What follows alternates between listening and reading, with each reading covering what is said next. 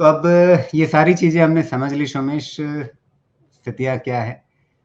तो सेक्टर्स पर कहीं पर कुछ बदलाव जैसा आपने ज़िक्र किया कि अब अगले नतीजों का सीज़न आने वाला है। तो उसके एंटिसिपेशन में क्या कहीं पर पहले से आपको बाज़ार में कुछ चीज़ें बदलती हुई दिख रही हैं? या आप महसूस कर रहे हों, आप उस चीज़ को सेंस कर पा रहे हों कि आने वाले नतीजे ऐसे रहेंगे, इसलिए हमें अपने सेक्टोरल पोज़ीशन में इस तरह के बदलाव कर लेने चाहिए पहले से? हैं, गज़ब कमाल के हैं चेंजेस। पहला तो एक दिन में कहानी बदल जाती है, तो मोस्ट ऑफ द सेक्टर्स में एक्सेप्ट फॉर पावर, जहाँ पे अभी भी स्ट्रेंथ है, कहीं पे भी ये नहीं दिख रहा कि प्रॉफ़िट बुकिंग नहीं होगी, हर जगह प्रॉफ़िट बुकिंग दिख रही है। 3 आउटलायर्स हैं, एक तो पावर हो गया और दूसरा 2 आउटलायर है आईटी और फ़ार्मा डाउनसाइड में। आईटी का ब्रेकडाउन दिख रहा है, जो कि होना भी था और ऐसा-वैसा नहीं दिख रहा है, जिस तरह का ब्रेकडाउन दिख रहा है, हो सकता है वहाँ पे स्टॉक में 10 से 25% तक का करेक्शन हो और मैं तो कहता हूँ भगवान करे एक बार हो जाए, इतनी हीट बिल्ड है वहाँ पे। अब आप देखिए ना पिछले 6-9 महीने, 12 महीने से हम ये चीज़ बात कर रहे हैं ना, आप हर जगह सुने कि आईटी खरीदना है, क्योंकि अभी उनके पास ऑर्डर्स हैं, दुनिया में जो भी बातें हो रही हैं। वैल्यूएशन की बात होनी चाहिए, हर चीज़ के खरीदने में वैल्यूएशन का बहुत बड़ा रोल होता है। आईटी में वैल्यूएशन का प्रॉब्लम है और अब वो दिखने लगा है फिर से। लेकिन साथ में ये भी ध्यान दीजिएगा, मेरे नज़रिए से, ये हो सकता है इस क्वार्टर के रिज़ल्ट के बाद या मैक्सिमम 1 क्वार्टर का रिज़ल्ट और, अगर इस क्वार्टर का रिज़ल्ट खराब आएगा तो 1 क्वार्टर और। आपने जो भी आईटी में जेम्स चुनने हैं, आपके पास यही मौका मिलेगा।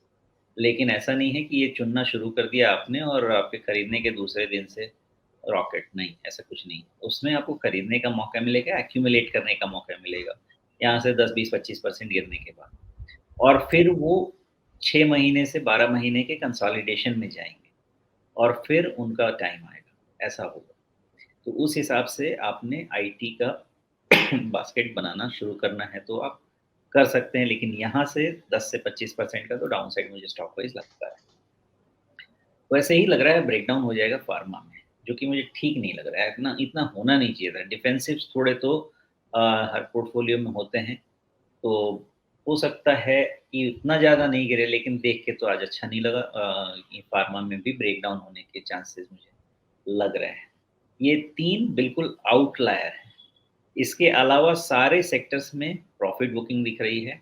एक थोड़ी अलग चीज़ और है, जैसे मैं आपको हमेशा कंज़म्पशन ये सब करके बताता था। अब आप अगर कुछ ढूँढना चाहते हैं स्टॉक, तो जैसे ऑटो एंसिलरी अभी भी वैलिड है, वैसे ही आप रियल एस्टेट के रिलेटेड जितने स्टॉक्स हैं, आप electricals, fittings, bath fittings, tiles जितना भी है, पाइप जो भी ढूँढना चाहते हैं, सब ढूँढिए। रियल एस्टेट आप मुझे पूछेंगे, मैं तो ज़िंदगी में नहीं खरीदने वाला। वहाँ पे अंदर में क्या है, कुछ नहीं समझता। लेकिन उनको सपोर्ट करने वाले जितनी चीज़ें हैं, अगर आप वहाँ पे कुछ समझते हैं, तो खरीदना शुरू कीजिए।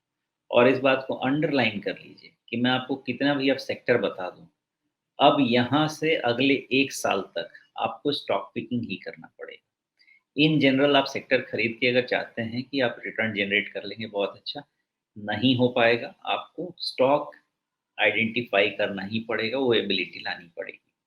तो फ़ोकस सेक्टर वाइज़ आप कर सकते हैं, जो रियल एस्टेट एंसिलरी मैंने बताया, सब एंसिलरी में ही, ऑटो एंसिलरी उधर में भी कर सकते हैं। स्मॉल कैप में भी और मिड कैप भी अच्छा करेक्शन देने वाला है, वहाँ पे भी अच्छे मौके मिलने वाले हैं। इन सब में जाइए, ढूँढिए, अपना पोर्टफ़ोलियो बनाइए और बैंक्स को भी अपना फ्रेंड बना लीजिए। तो गिरे तो देख के अच्छे से एनालाइज़ करके बास्केट बनाइए, बैंकिंग एंड फाइनेंशियल सर्विसेज़ पूरे स्टॉक को मिला के एक्स एनबीएफसी, बिकॉज़ एनबीएफसी में मुझे समझ में नहीं आता बहुत कुछ। तो यही सेक्टर का मामला दिख रहा है। बाकी मैं तो फिर से अपॉर्च्युनिटी मान के चल रहा हूँ, लेकिन बाहर तो दिख रहा है फिर से बेयर मार्केट का डिस्कशन चलने लगा है, तो मैं तो खरीदना चाहूँगा।